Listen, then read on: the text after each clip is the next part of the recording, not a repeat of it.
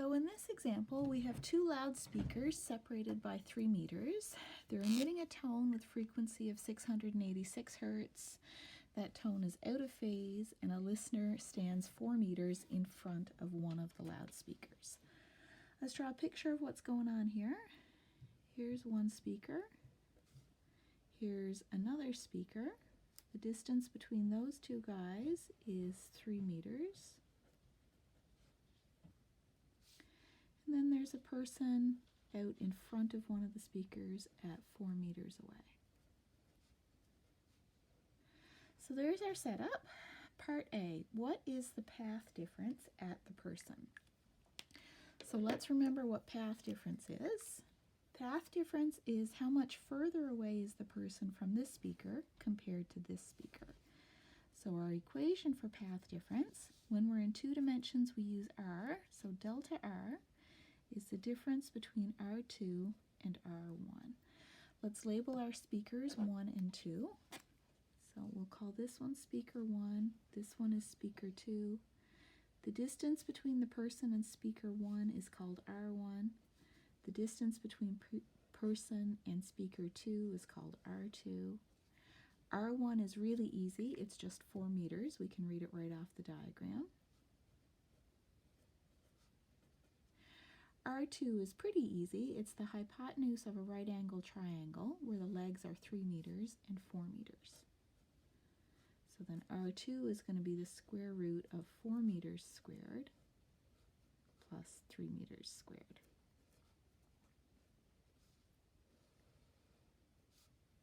And the square root of 16 and 9 is 5.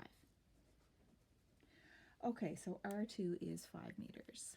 So if we want to find our path difference at the person, we'll subtract R2 and R1. And that gives us 1 meter. So the path difference from the sounds coming out of the speaker at the person is 1 meter.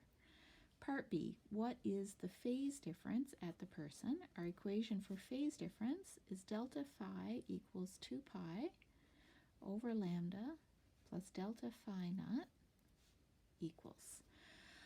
Okay, what do we know here? Lambda is the wavelength of the sound. We can find the wavelength. We know that V equals F lambda,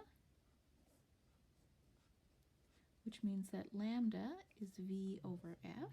It doesn't say anything about temperature, so we'll assume that the temperature is 20 degrees Celsius and the speed of sound is 343 meters per second. The frequency is 686 hertz. So our wavelength is 343 over 686, or 0.5 meters. There's our lambda. Delta phi naught we can figure out. So delta phi naught talks about how the sound is coming out of the speakers. If they come out in phase, then delta phi naught is 0. They both come out on a crest. They come out at the same way, and there's no difference. If they're out of phase, then delta phi naught is plus or minus pi. So they're out of phase. And you can pick plus pi or minus pi, it doesn't matter. But make sure whichever you pick, you do write it down in the problem, and then you don't change it after you've picked it. I think I'll pick plus pi for this problem. So it just means that they come out on opposite ways. So one is a crest and one is a trough, for example. So let's put in that our lambda is 0.5. Let's put in our delta phi naught is pi. And, oh, I left delta r out of my equation. So our phase difference is 2 pi over lambda times delta r plus delta phi naught. So 2 pi over the wavelength, 0.5 meters, times delta r, which is 1 meter, plus delta phi naught, pi, gives us. So 2 pi times 1 divided by 0.5 is 4 pi, plus pi equals 5 pi. You can write this down as a number, but we know that the pi is important, and what multiple of pi it is important. So you might find it easier to think conceptually about the answers if you leave it in terms of pi. Okay, part C, loud sound or no sound? Well, loud sound goes with constructive.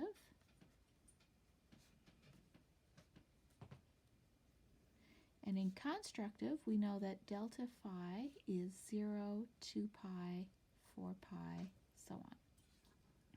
No sound, or quiet, goes with destructive.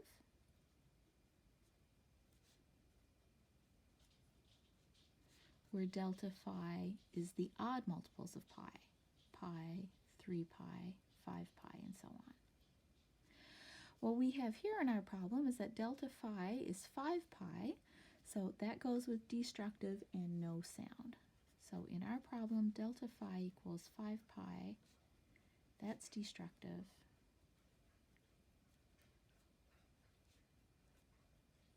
Therefore, the person hears no sound.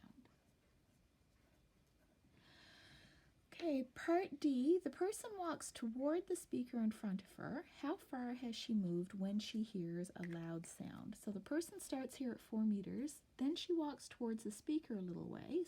Where is she when she hears loud sound? So where is she when we get to constructive interference?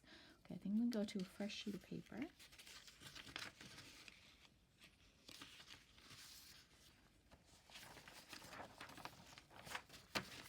And the first thing we can do now is let's redraw the diagram with the person at the new position.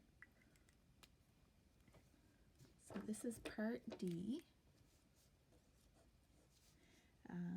We're going loud. So we know we're in a case for constructive. So our new diagram is going to have speaker 1 here, speaker 2 here. Those are still 3 meters apart. The speakers didn't move. But our person was originally here at 4 meters, but now the person has moved in here, is a bit closer. We don't know how far away this is.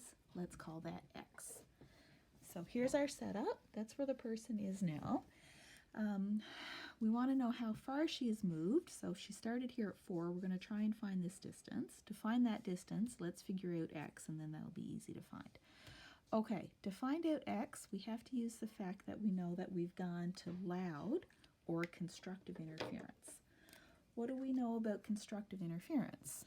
Well, like we said in the last part, for constructive interference, our phase difference has to be all the even multiples of pi. 0, 2 pi, 4 pi, and so on. And what we found before was that our phase difference, when the person is at 4 meters, the phase difference is 5 pi. So if we're at loud sound, if she's moved and we're gone to loud sound, we've gone to constructive interference, which means we have to go to an even multiple of pi. So our delta phi equals m times 2 pi. So then our delta phi equals either 4 pi or 6 pi. So we've gone to the next point of interference. So we've either gone up by pi or gone down by pi. It has to be one or the other. So 5 pi is destructive. The next constructive closest to 5 pi is either 4 pi or 6 pi. What we have to figure out next is when she's moved in closer, did delta phi get bigger or did delta phi get smaller? So that's what we have to figure out next. Does delta phi get bigger or smaller? Let's try and figure that part out by thinking about two extremes.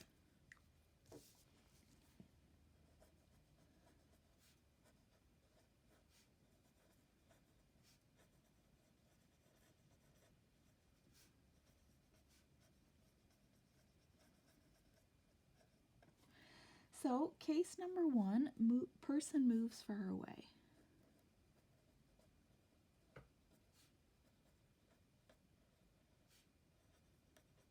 The person moves far away. My speaker is here, my speaker is here, my person has gone very far away. My distance from speaker 1 is R1, my distance from speaker 2 is R2. So that's what happens if the person moves away. And then your path difference, delta r, is equal to r2 minus r1. And what if the person gets really close?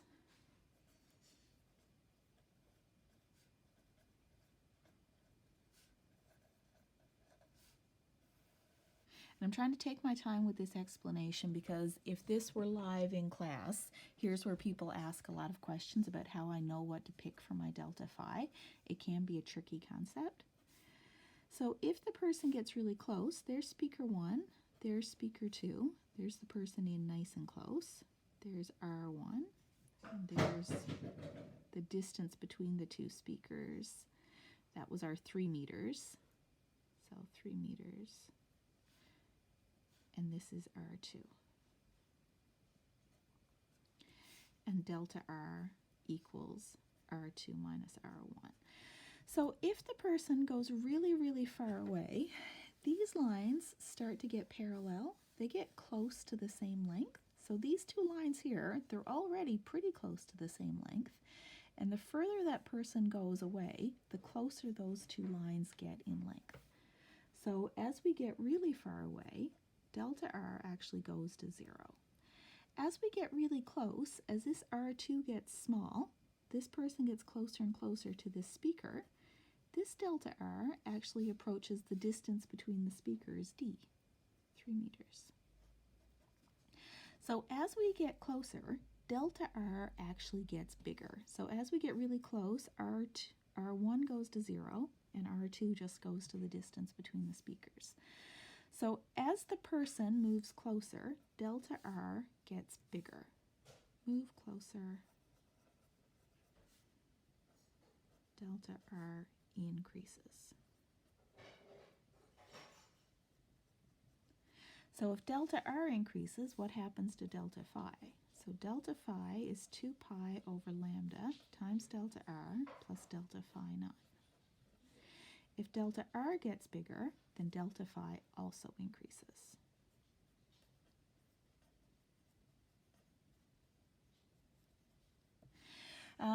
If this were a test, you wouldn't have to go through this entire process to show it, but you certainly would make a statement that says as the person moves closer, delta phi gets bigger. Okay, so now we've established we know what's going to happen to delta phi. As our person moves closer, our phase difference gets bigger. Since it started at 5 pi, it's going to go to 6 pi. Okay, now we've got that sorted out. Let's see where we can go from there. So delta phi equals 2 pi over lambda times delta R.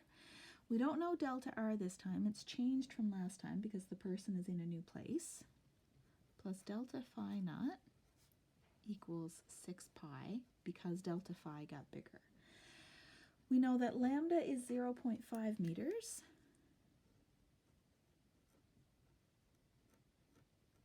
And we know that delta phi naught is pi because the speakers are initially out of phase. So we can solve for delta R and we can find our path difference. So delta R is going to be 6 pi. Take away the phase difference, delta phi naught, which is pi. Then we're going to divide that by 2 pi over lambda, 0.50 meters. So that gives us 5 pi over 2 pi over 0.5. That works out to be 1.25 meters.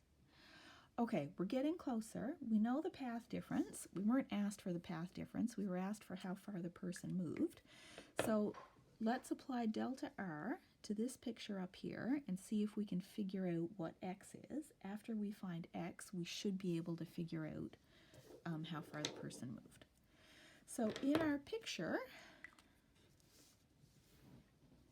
R1 is the distance between the person and speaker 1.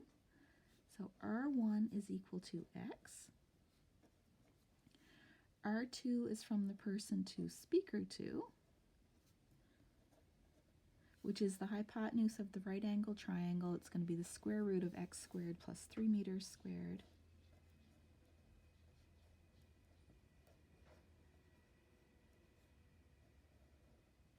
And then our path difference is the difference between those two things.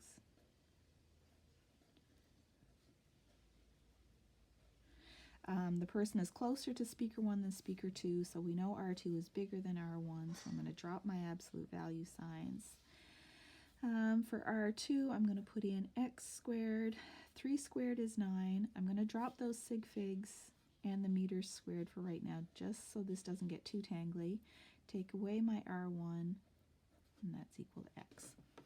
So delta R is the square root of x squared plus 9 minus x. Delta R is also equal to 1.25. I'm going to put those two things together and I'm going to solve for x.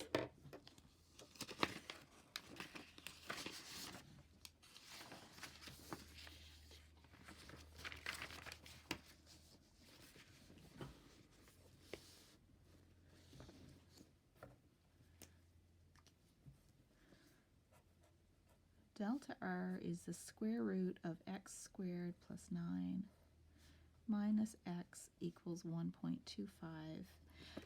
Again, I'm just not going to write the units through here because it's just going to get a little bit messy. So the first thing I'll do is I'll take x to the other side. Square root of x squared plus 9 equals x plus 1.25. I'll square both sides.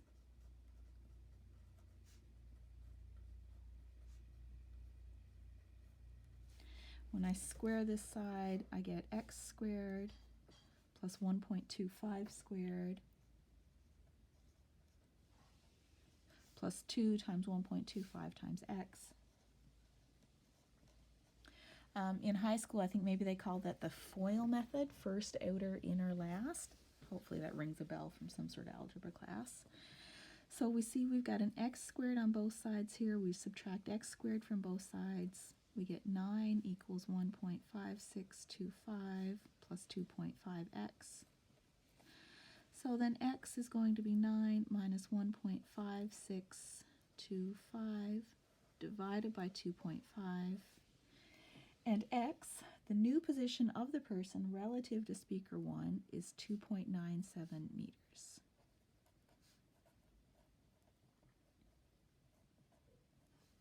Where does this get us in relation to our answer? So we know that the person, speaker 1, speaker 2, the person started at 4 meters. So the person started right here, moved into a new distance x, which was 2.97 meters. So the distance the person moved is this distance. So that's going to be 4 minus 2.97.